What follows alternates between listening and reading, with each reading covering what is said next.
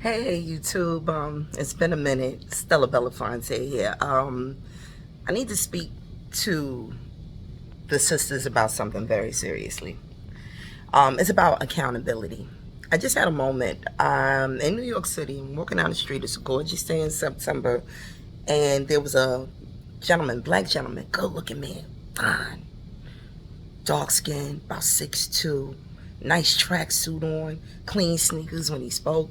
Look, I'm like a young girl sometimes. I see he had little golds in his mouth, but it was clean, like real, like clean. Anyway, he's walking with a young girl who appeared to be his daughter, about 11, 12 years old. She's on a scooter, having a nice day. Well, anyway, sometimes in my city, the people who are not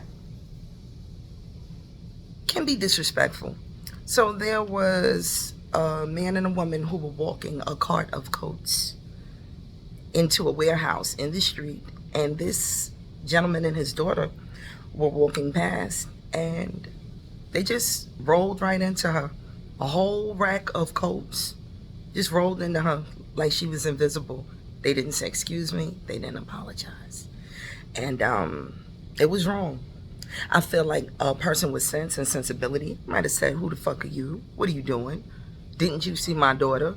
Apologized to her, said excuse me, and moved on.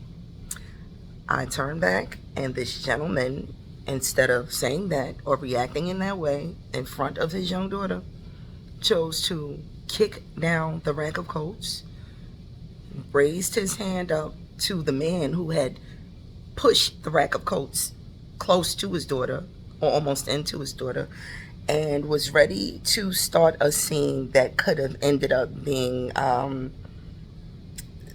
tomorrow's cover story or tonight's evening news. This is when I want to talk about accountability. You notice that the first thing that I said is, oh, this man was so fine. And I grabbed the man, I looked at him, I looked him in his eyes, and as the saying goes, the lights were on, but nobody was home. This man was clearly insane. Fine as he was, the eyes was all over the place. He started talking shit about being a king. I'm a king. What I supposed to bow down to these motherfuckers? I'm a goddamn king. All of a sudden, fine as he was, his whole demeanor changed. It was like he didn't even care that his daughter was watching. I stepped in.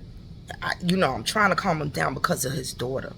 I looked at him, I said, King, they recognize a king when they see it. Don't fight with these people. Man, fuck that. Going crazy. Flipped out like that, didn't give a fuck. And he walked off towards me and tried to have a calm conversation. Actually started kind of flirting with me, which I think was very weird, because you were just in an altercation that could have led to violence. You erupted in front of your young daughter. And now it went from 0 to 10 all the way back down to 0 in under 5 minutes. And it was wild. So when I say accountability, you know what I need us to stop doing? Stop choosing men, or really getting with men, procreating, as my girl Cynthia G calls it. If you don't follow Cynthia G on YouTube, you should. Stop procreating with men just because they're fine. Because as I watched this man and I listened to this man and I sort of look in his eyes and his demeanor, his behavior, I knew for a fact that this man has probably been acting like this since elementary school. His behavior is not new. The way that he popped off publicly, I would hate to know what he does behind closed doors. But again, the man was fine. We got to stop selecting men. When I say we, I mean collectively. As women, look, as women, stop choosing men based on how fine they are. Because I'm going to be real with you. I feel like the only way and the only reason why any woman in life has ever laid down and had children with this man is because he's good looking. Now, I could be wrong. He might have had an issue that led to this type of behavior. Maybe he's on meds, maybe he's not. All I know is that's who the hell he is, and that's what he shows. And we have no business getting involved seriously with men like that. He didn't even apologize to his daughter. And she seemed embarrassed for him and ashamed, not even nervous. Like the look on her face said, this is what he does. And I felt so bad for this beautiful young girl. So yeah, we gotta just stop it. And he was clean. But you know what? Fuck if he clean. I don't care if he's cute.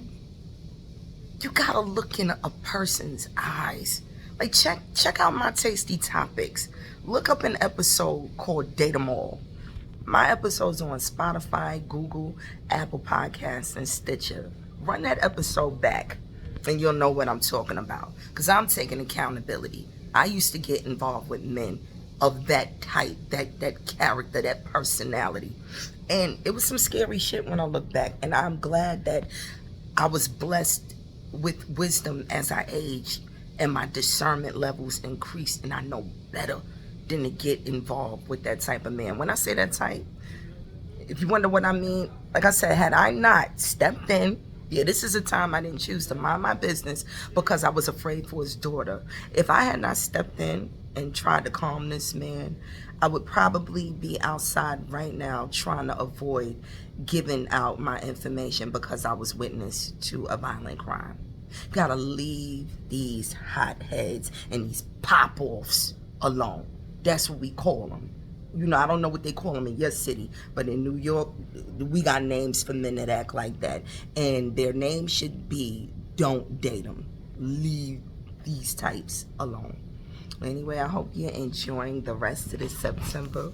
It's a beautiful day in the neighborhood, and I just needed to get that out. Come on, sisters. We got to take care of ourselves. Take care of our children, especially our girl children, because I bet that what went down a few minutes ago, if daddy ain't telling his daughter, you better not tell your mother nothing.